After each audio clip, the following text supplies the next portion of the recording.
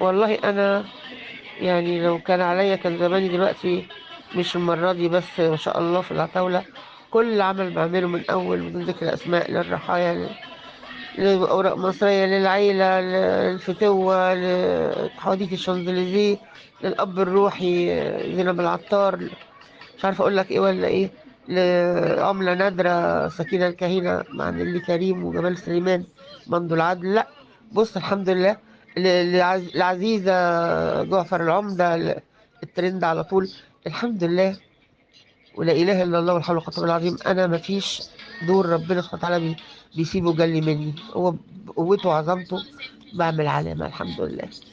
لكن لو عليا وكل المهرجانات بتبعت لي، كل المجلات والتكريمات والكلام ده، ما بحضرش الحاجات دي. انا مش ريوردز كوليكتور. يعني انا مش بحب، مش بتاعت حصدة تروفي بقى وميداليات ومش الكلام ده، لا يعني مش في دماغي الجوائز والحاجات دي، الا اذا كانت من حاجه معترف بيها قوي وحاجه ليها معنى، مش كل حاجه يلا يا فريده اجري. لكن انا عرفت ان الدير جيست كان كذا مره عايزيني، وانا الظروف برضو ما كنتش بتحرك كتير. يعني حركتي بطيئة شوية بصراحة، بحب اشتغل وخلاص، والشغل هو اللي يتكلم يعني. والبرامج الكبيرة طبعا على طول بتجيبني في الشغل ده، زي لميس حديدي، زي عمرو الليثي، زي عمرو اديب. يعني ما كمان مش بحضر اي برامج وخلاص كمان يعني، دماغي كده. فحضرتك لما قالوا لي دي ريجست كويسة يا فريدة يلا، وبوسي شلبي اللي بتقدم، وبوسي دي اختي الصغيرة، بثق فيها جدا. فقلت طيب اروح، ما اروحش ليه يعني. وخالد سرحان كلمني برضو، حد يعني اصحابي اللي انا بثق فيهم. ف وعرفت كمان ان عم صلاح عبد الله رايح يتكرم. اصل في فرق بين التكريم وبين الجائزه. التكريم ده على مشوارهم وعلى مجمل اعمالهم، لكن الجائزه عن الدور وتصويت جمهور. فطبعا شكرا لدير جيست، وكلمني كذا مره بنفسه الدكتور ماجد على الشات. طبعا دي حاجه محترمه جدا. فحسيت كده اني I have to go، يعني لازم اروح، عيب. فرحت الحمد لله، وحتى لاخر لحظه ان انا ما كنتش رايحه. نازله لابسه كاجوال، ومش عامله ميك اب، حتى روج بس. افتكرت يعني انه عادي، هيندهوا اخد الجايزه واروح.